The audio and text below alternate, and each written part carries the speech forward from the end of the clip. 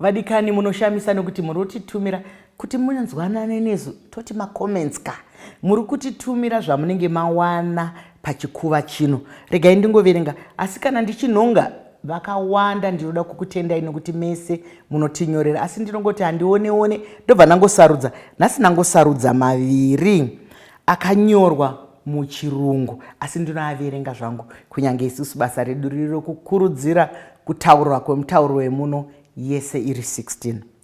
Hanzi, well done Keith, you are doing extremely well in life, you inspire me. Thank you Mike Samba for bringing the best, such a multi-talented young man. Chokwadi ndichiremba asi munhu anodrowa zvakare tinotenda. Iyoyi yabva kuna Zwai Daniel, tinokutenda, ndinovimba kuti uri kunzwa zvako zvakanaka. Panapa pane imwe yatinaye zvakare yabva kuna Tadiwa Martin Goverei, tinokutenda nekuti rangarira pamacomments. Watumira yako zvakare yechirungu yanzi inspirational. Thank you for bringing Dr. Keith, showing us that you can do it all if you put your mind to it. Ukangoisa pfungwa dzako zvese zvaunoda kuita zvinogoneka ipapa. Saka regai ndikutendei nekuti munotedza zvirongwa zvedu. Vadikani, tawana mumwe mukana zvakare wokutandadzana nemi tiri muchirongwa Mike Samba Show umo matinokuigirai upenyu pachikuva chemhemberero chatinotora vana vedu nevakwegura vedu nekuti kugona hakuna zera kavadiwa vatariri nevateereri vatinenge tichingoti havo vachisimudza mureza wenyika yedu. Nhasi tine imwe nyanzvi asi regai ndimbotaura izvi tisati tadzoka kunyanzvi yedu. Munozviziva kuti nguva nemisi hatigoneka kusangana kana tisina kupiwa masaisai nedande mutande. Tinokorokodza nekutenda dande mutande nguva yese nekuti ndo inoita kuti tigone kutaura pasi rose. Mike Samba Show is powered by dande mutande nedande mutande zvinoendeka. Nhasi ndine mukomana ari kuita zvinogara zvakadaro. Ari kungobva mukubura zvimwe zvakare zvinogara zvakadaro. Regai azvisume kwatiri. Ndinokupa mukana uno mwana wangu kuti uzvisume kwatiri nokuti dzimwe nguva mazita atinoziva atinonzwa anogona kunge ari emadunhurirwa, anogona kunge ari pachikuva chaunoita. Iwe unonzani? Makadi yenyu muri yeZimbabwe. Zita rangu ndoitwa Matthias Mere kana kuti Pastor Matthias Mere. Uri mufundisi? Ndiri mufundisi. Tinokutenda. Isaka onaka ndibaba ini nokuti kana uri mufundisi watoriwo baba wangu. Tinokutendai baba nekunge muri pano. Tinokudza Mwari. Ndinoona kuti mumanzu wenyu wamunoita ndeweshumiro yatingati yegospel music asi muri kuona tinotedza basa renyu nokuti ibasa rikutiropafadza iroro. Makazvitanga sei? Mama, zvinhu zvakangotanga kubva tichitokura. Vabereki vedu takangozvarirwa muchechi muAFM. So tiri vapfana we used kuti vane vachingoti munhu wese kana tikaenda kuchechi make sure unoita memory verse, make sure unowana chaunoita muimba yaMwari. So we grew up tichitova vanhu vaiva kutoti uri kumba utotsvaga kauri kunyora kuti musi weSunday paunosvika ndinowanawo chokuti vabereki vanodzoka vachitaura because tatakawanda tatiri 7. Saka mumwe paanonzi wagona iwe kana usina chawaita unofila kuva offended. Nokuti unenge uchidawo kunzi wagona. Aiwa pamukana unoregai titende vabereki venyu. Tinoziva kuti gavi rakanaka nguva dzose rinonzi rinobva kumasvuuriro. Saka mwana muri kuona kunyange muupenyu hwake hwebasa mundima yake ari kurangarira kwaakabva kuti takakura tiri muimba yaMwari. Hazvirevi kuti ndo mavaigara zvinoreva kuti ndo kwavainopiwa makomborero nekushumira. Saka ikoko maimba here kuSunday school papi kana kuti kupi kumhuri kwenyu kune vanomboimba here kana kuti iwewe ndiwe kutanga? Nokuti tinozviona muhurukuro dzedu nematinosvika vanhu vanoti mwana anoimba chazvo asi ndiye akatanga kurudzi rwedu kana kuti vana sekuru vaimba. Iwewe zvako kuimba kwakabva kupi? Ndikatoti vaitonyanyisa kutoimba mabrothers nemasisters angu. Taitoita chinhu chemhuri chokuti kati tichitoenda kuchechi inenge iri family thing chokutoti ndozamambonzwa paipa nyitoti pamaidzoka kumba waitonzwa uyo achinzi wagona. Saka vaitonyanyisa kutoimba vanga vari vahombe kwatiri more than isusu. Taitokopawo kuti ndisasaririra. Saka ndingangoti family yese vaitonyatsa kutoimba vahombe. Taitoinspire nevahombe. Ndizvozvo chaizvo, nokuti kazhinji mararamiro atinoita ndiwo makuriro atinoita. Ndosaka vanhu vachiti kana tichida kuti vana vateedzere tsoka dzedu ngatizviraramei, nokuti zvinoraramiwa zvinoonekwa. Zvino nziyo dzaunoimba, ini ndinoteedzera nziyo dzako nokuti inziyo dzeropafadzo, imharidzo. Pane imwe yandinofarira chaizvo yekuti Mwari vanosumudza marumbi vachivabvisa ari kuhuru, ari kumburuka kuhuruva ndiariko. Munoziva kuti kuita kwaMwari mai kunoshamisa. Ongo Nyasha dzaMwari dzinoshamisa pakuti pane paunonyatsoona kuti idzi hadzisi njere dzangu, ndiMwari. Mataiva hataikodzera kunzi vana vaMwari, but ukaona uchinopikwa pakadaro, Mwari vobva vakuisa pane imwe nzvimbo. Mukateerera pandaimba pana Favor kuti Mwari akasumudza Hana, iye Penina aripo. Hana angava munhu ava netime asina mwana, hope yaakuita ichitopera, but munodiscover kuti imaginai maaiva mama, Mwari vobva vamupa mwana.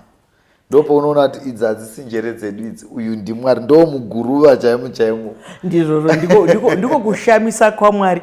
Handiti muri kuona ndibaba vedu vemweya kava vabva vatotanga nekamharidzo katiri kunzwa ipo pano kuti dzimwe nguva mukati meupenyu tinoshuzha, dzimwe nguva tinokamina, dzimwe nguva tinotambudzika nezvakawanda, toda kurasa mbereko nokufirwa kuti hazvichaita. Hanzi panguva iyoyo Mwari anobva akudzudzunura. Ndinoona nziyo dzako sezvandinenge ndichitarisawo nziyo dzevanhu vakawanda dzinopinda muzvitendero zvakasiyana siyana. Isi tinoremekedza zvitendero zvese zvese. Tinoziva kuti tine Islam, tine Judaism, tine Chikristu, tine zvakawanda. Asi unoona munhu kuti uyu haasi muKristu, asi ari kuteerera Matthias Mary. Zvinofamba sei? Chinoitika mama ndechekuti message yakanaka inongodiwa nemunhu wese. Izvozvi ndauya kwamuri mai, dai ndanga ndataura mawedzi asina kunaka, kunyange musingandizivi, maitsvaga rudzi rwangu kuti ndowepiko iye anotaura mashoko asina kunaka. Asi pataurwa mashoko akanaka, munhu wese anoda kuteerera kuti mashoko ataurwa aiwa akanaka. Ndowepiko mwana we? Muchirorangarira kuti kare kare vana mama vedu maiti kana mwana akadyisa, maibvunza kuti baba vake vanonzani, manga musinei naye, mainyanza kufokasa nerudzi nekwaanobva, nokuti zvaaita zvikava zvinodadisa, zvikava zvinonyadzisa, munoda kuziva kuti baba vake vanonzani. Ndizvozvo mashoko makukuta uri kutaura, nekuti mukutarisa upenyu tinotarisa kwakabva gavi. Ndosaka wanzwa patatangisa chirongwa chedu chiti gavi rakanaka rinobva kumashuuriro. Vamwe havarizive gavi nhai vatinotandadzana nawo. Gavi ndorwodzi, vamwe vanoti rwodzi, makavi aya anosvuurwa pamiti achinovakiswa dzimba. Kana rakanaka kwawabva naro ndokwarinenge rakanaka. Kana mwana akanaka, hongu mukati meupenyu kune vamwe vanozonatsurudzwa nenharaunda, asi tinozvikudza chaizvo. Ndinoona unoimba nevamwe, unoti makasarudzana sei, nokuti hauimbe wega. Pandinenge ndichitarisa mavhidhios ako ndinoona uine vamwe. Sei zvakakosha kuimba nevamwe? Mama, hakuna munhu anogona kuita chinhu ari ega. You need kunge uine vamwe. Jesu chaiva vachiuya, chokutanga chavakaita vakanhonga vadzidzi but vaigona kuita zvese vari vega because ndo vaiva Mwari. Saka hama dzatinenge tiinadzo, dzimwe nguva Mwari unokupa chipo chokugona kunyora masongs nekurekodha, but kune akapuwa uchenjeri hwekuti akabata kamera zvinobuda zvakanaka. Kune akapuwa uchenjeri hwekuti akamira pakona iyo vanhu vanoti vhidhiyo yayo yanga yakanaka. Saka muchaona kuti patinonobatirana tiri 10 kana kuti tiri 15, uye achindipa ruzivo rwaaina kuti mukoma Mary ndinofunga kuti apa muri kurasika apa, mungadai maenda kuleft kana mungadai maenda kuright, zvinobva zvabuda. Because mumwe musi Mwari vanotipa chipo, but havazondipe chokuva admin, havazondipe chokuva accountant, vandipa chokunyora masongs. Mashoko akanaka chaizvo echenjedza ari kupiwa kuvanhu kuti munhu wese ane donzo rake. Asi chandafarira baba ndechekuti muri kuti hakuna asina basa.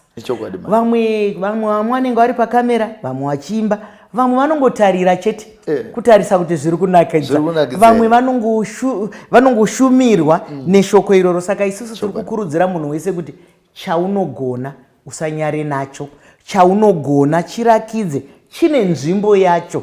Saka usazvimhure kuti ndezvevanoimba izvi, ndezvevanodzana izvi, zvese zvine basa. Pane imwe vhidhiyo yako yandakatarisa ndikaona kuti uri kutaura zvingataurike asi pada zvakati omei, kuti forgive and forget, kuti kana waregerera chibva wakanganwa. Nokuti muongoro netsvakiridzo tiri kuona kuti unoona munhu anenge akutodonzva kudai, mutotaura nagogo unonzi wacho kunzi unoziva here kuti 1962 iwewe wakadyisa mombe mugadheni mangu. Muchiri kuzviziva 60 chakuti yamuri kutaura nhasi igore ripi, asi iwo uri kuti kushumira kwaruta kuvanhu kuti kana waregerera chibva wakanganwa. Zviri nyore here izvozvo kuita muupenyu watoorarama? Zvakaoma mai kuzviita, asi tese tiri pano patinotadzira Mwari tinoda kuti atiregerere nekuti kanganwira zvivi zvedu. Asi isu tikaitirwa hatichadi kukanganwira vanotitadzira, nekuti chazvakanakira mai, zvinorapa ini ndakatadzirwa, nekuti mumwe musi ndichakanganisirwa ndosungirira, handisi kurarama nheru ndiri kufunga. Pandoenda kuchipatara vanoti BP yakakwira kai, ari kurwara ndini, akatadza uye ari kutonakirwa ari kuSouth Africa kwaakaenda, iwe wakangobatirira uri kuno. Saka muchaona kuti zvinosunungura ini paukama hwangu naMwari, because pane imwe nzvimbo Jesu unotobvunzwa nzi munhu anoregererwa atadza kangani. Mama namba yakataurwa ipapo, kana pazuva hakuna munhu anotadza more than 70 something. Igotaimudzwa. Saka zvinhu zvakaoma kuita, but zvinoda nyasha dzaMwari kuti tibatsire kuti pese patinotanga kunamata naMama tinoti Mwari tiregerere. Mukatotarisa prayer yedu iya inoti mutiregererewo pane zvatinokutadzirai, so kuregerera kwatinoita vanotitadzira ndizvozvo chaizvo munamato iwo wakanaka. Asi unotityisei nokuti Mwari havanyeperweka, nokuti kana tangozvidudza sematauriro amaita baba, zvaakutoreva kuti Mwari vazviona. Mwari ndipo vanenge vari pachigaro pavo vachishama kuti kuzvausati waregerera. Saka vadiwa vatariri nevateereri pano ndezvekungoti nyaya iri pano apa, kana tatadzirana hanzi ngatiregereranei. Zvingatiomere, asi muridzi weupenyu anotipa simba rekuregera. Iwe usazorambotambudzika kuti ivo havasati vakanganwa, ivo vachiri kutsamwa, ivo vachiri kubhidhaira. Hanzi munhu anotongerwa rwake. Saka iwewe kana waregerera wapedza, ava vari kubhidhaira ava vari kudi aiwasiyana navo, muridzi weupenyu anoshanda navo. Mazuva apera aya ndakaona wakaunganirwa muchiita uchiloncha imwe nhingi yako album Makorokoto mwana. Makorokoto makuru. Mwari varambe vachifambisa basa rako pamberi, Mwari varambe vachikuropafadza. Hazvisi nyore, asi zvainge zvakanakisa zviya wakazvifambisa sei?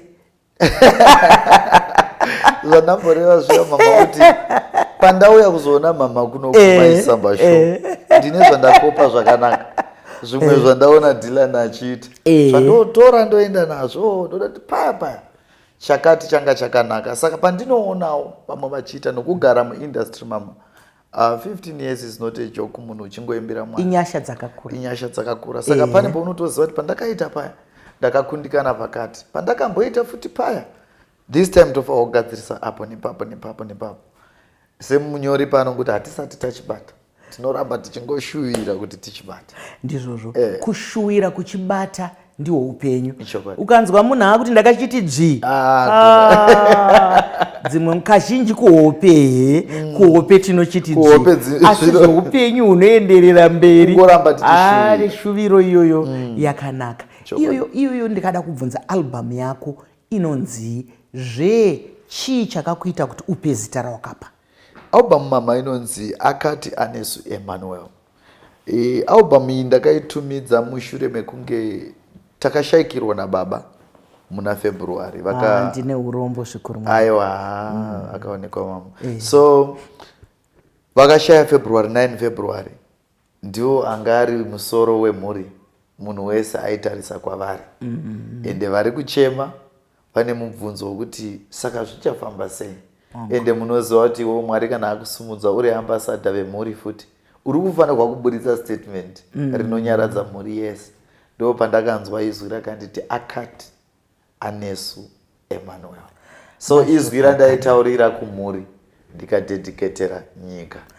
Makorokoto. Tinoziva kuti munoziva kuti rufu rwakaoma, rufu inguva yeupenyu yatisingakwanise kutongesa Mwari, asi tinofanira kuti tirugashire.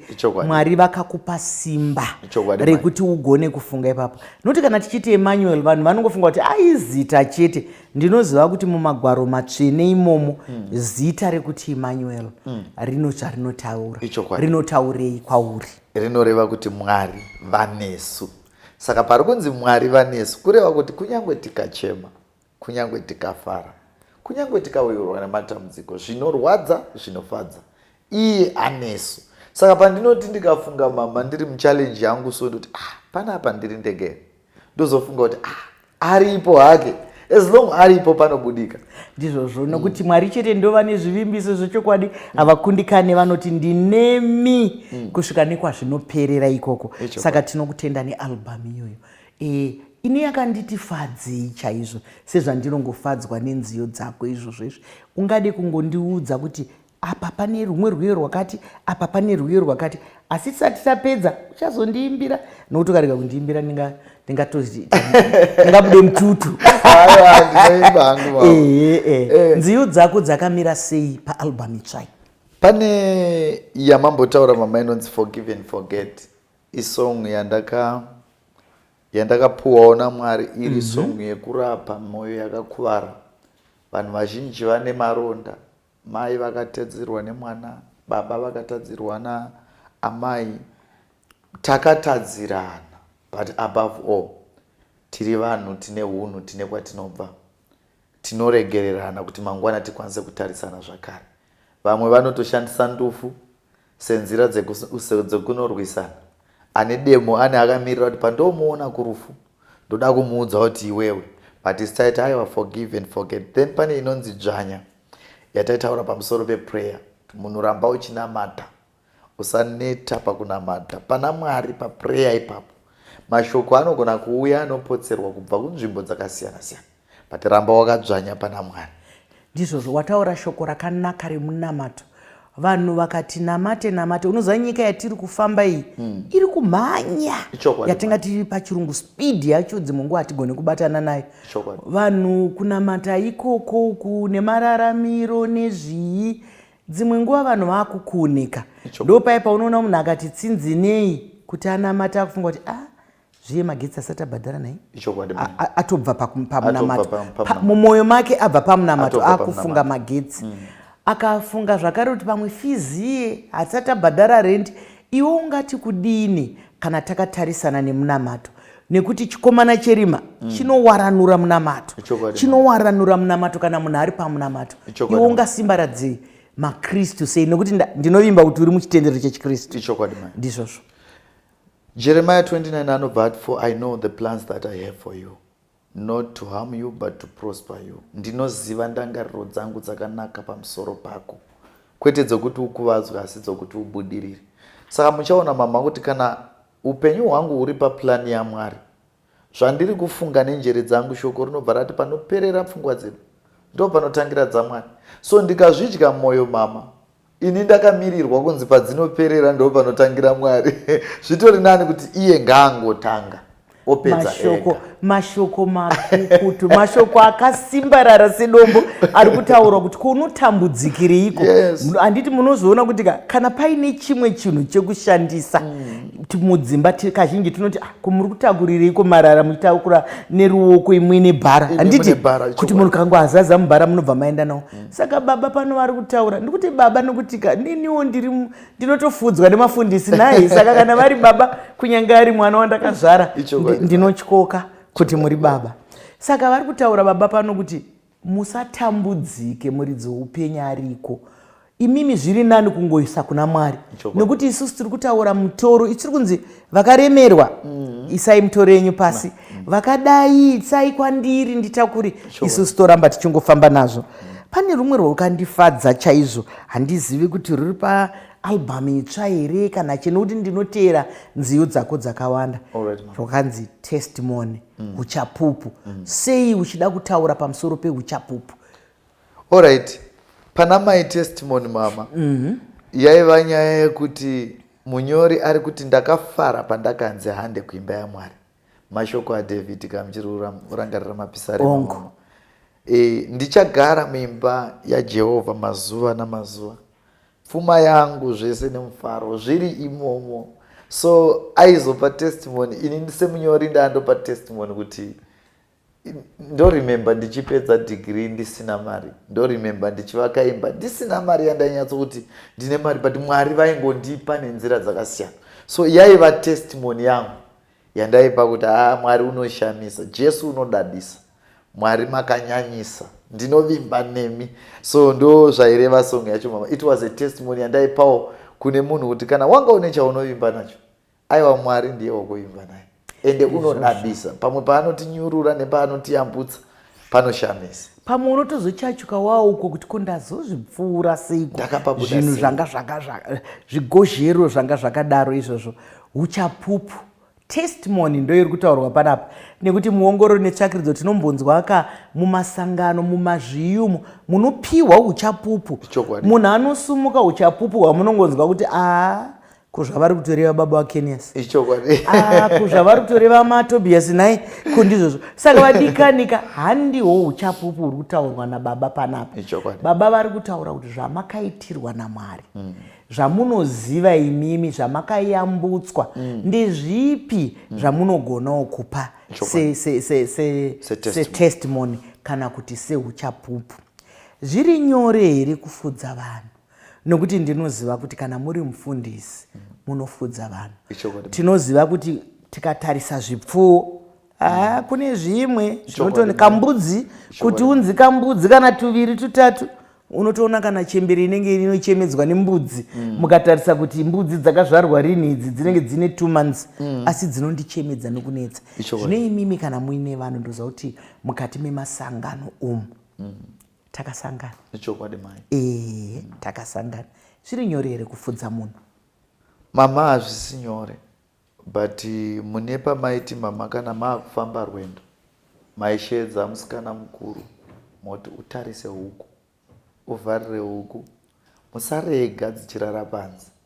Saka instruction yakasiya yataurwa naJesu kwatiri. Either tinoda, either zvichaoma kana kuti zvichatirwadza, tinofanirwa kutofudza makwai. Saka Bhaibheri rinozobva rati ngatimboti une makwai 100 pobva parasika 1. Bhaibheri rinototi tinotosiya 99 toenda kunotsvaga 1 rakarasika.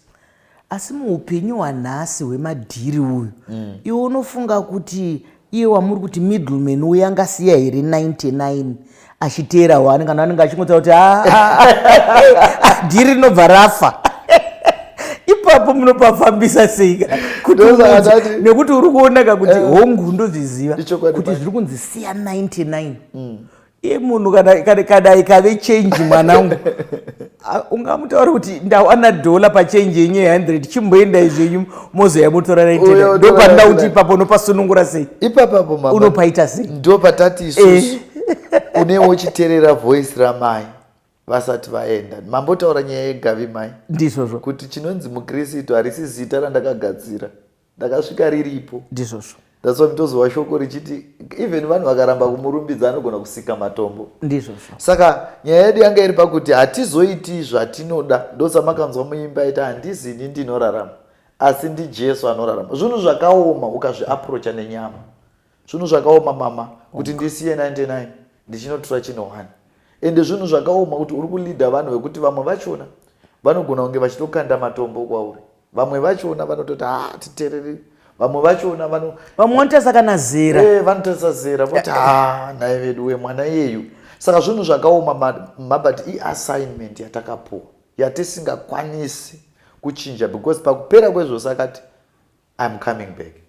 ndizvozvo mashoko akanaka eshumiro atiri kupiwa panapa. Ndofunga vakawanda makomborerwa usekukomborerwa kwandiri kuitwa inini panapa ndina baba Matthias Mere vari kushumira kwatiri, vari kuimba kwatiri, vari kutaura zvese. Chipo ndiri kuona kuti ndichitarisa baba, ndiri kuona kuti makapiwa kunzungu nekunyimo nekuti kutaura chaiko muri kutaura zvinonzvera mweya yedu, kuimba chaiko muri kuimba zvinonzvera mweya yedu.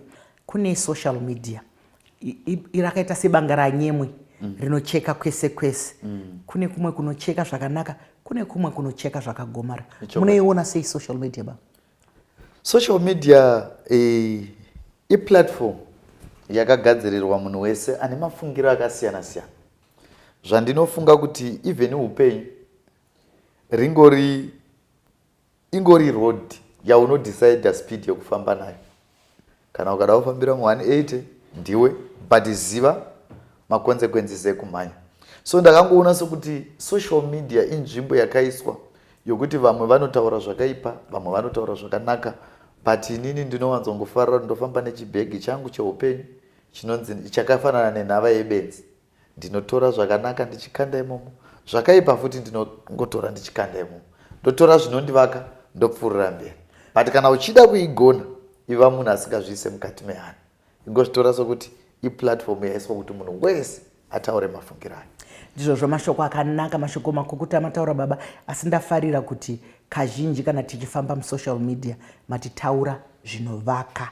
Kuvaka chinhu chinokura, chinhu chine nduramo yekuti vanhu vanogara imomo. Saka irujira kufuka kana kuwaridza vadiwa tariri nevateereri kuti kana tiri pasocial media tinongozvibvunza kuti zvatataura zvavaka munhu here, zvandivakawo here inini. Mukati menyika pasi rose tine dambudziko remadrugs zvinodhaka. Imi munozviona sei samufundisi, semutungamiri, muimbi, munhu ari kusumudzira mweya yevanhu, mukotsveri wemweya? Ichokwadi. Kurudziro yangu kune vechidiki, kumunhu wese, ngatisiye zvinodhaka. Mukacheka chero kumashows tisati tatoimba tinogara tichitaura, totomboita macampaigns ekuti vanhu ngatisiye zvinodhaka. Kunyangwe naivo vanozvitengesa, dai mutemo wedu wabata ivavo kunyanya, nekuti ndivo vari kupa futi vana vedu zvinhu zvinodhaka. Zvimwe zviri kuita kuti makore avaifanirwa kurarama akawanda azoguma aita mashow, nekuti mwana ane akuita zvimwe zvinhu ndo zviri kupromota crime, ndo zviri kupromota dzimwe nguva kuzviuraya. Zvese zviri kubva nenyaya dzemadrugs. So inini mashoko andotaura ndekuti ngatisiyei zvinodhaka. Mashoko makukutu. Isi tinongotiwo zano unopangwa wini rako nai. Manzwa ndichiti inini ndinoda kuti mugombondiimbira. Ndoziva kuti kana uri mukati memabasa aya, nekuti dzimwe nguva ndinobvunzwa kuti program chaiyi yamunonyatsofarira yamunofunga kuti apa ndakaita nemoyo handizive nekuti ndiri kuita. Ndoziva kuti kana kwamuri pada hamuzive kuti ruyo ndoripi, asi ndinoda kuti mungotiimbira rwamanzi mutiimbire naMwari. Alright mama. Alright, regerai ndiimbe Forgive and Forget. Mwari vanotiregere zvose zvatinovatadziira, ko isusu tiri vanani kusaregere. Baba vakasiya musha wavo kare kare, vakasiya vana dzichiri pwere kare, vakaenda vana kudzoka kare kare. Sikufizi zvese nekudya ndiwe, kupfeka kwavo zvese nekugeza ndiwe, asi muregerere kani muregerere, ndati muregerere kani muregerere. Kanganwira hama yako iyo kunyangwe akakutadzira. Forgive and forget. Ndiyo hiyo.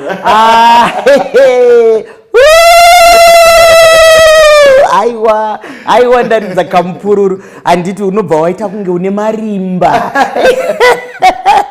Mukati mako imomo ndinokutenda mwanangu. Mwari vakuitire zvakanaka. Ndinokushuvira zvakanaka. Ramba uchienderera mberi nekuti zera irori ndosaka waona takukoka. Tinonge takagara kuno tichingoti havo ndimi munopa kuti tidade neumai, nekuti kana tikaita vana vanoita mabasa akadai zvikanzi vana mai vari kupita nokurumidza tiri pano muri kutsvaga ana mai takagara kuno, asi mwana akaita zvinenge zvinonyadzisa zvinokunyudzai, ana mai vari kupi tinombowanda, munotozoita zvekuchachurwa kunzi zvamuri apa. Saka ndati Mwari varopafadze basa rako.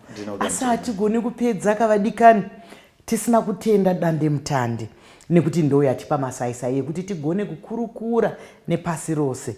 Mai Samba Show sezvanambotaura is powered by dande mutande. Mazvionaka nedande mutande zvaendeka. Regai nditore mukana uno wekutenda Baba Mathias Mary nekuimba kwavatiitira neshumiro tigovakurukodza albhamu yavo. Ndinoziva kuti ichaita zvokudauka, ichaita zvekusvetuka nekuti ine ropafadzo yaMwari. Zvakadii kusangana zvakare svondo rinouya nekuti munongozviziva kana toita zvinoendeka zvikuru sei tiri muMaisamba Show. Chiringazuva chiya chinokwikwidzana nesu. Ndino urombo chiringazuva chabva chatsvuka chikakwata. Ndini wenyu Dr. Rebecca Chisamba. Cut.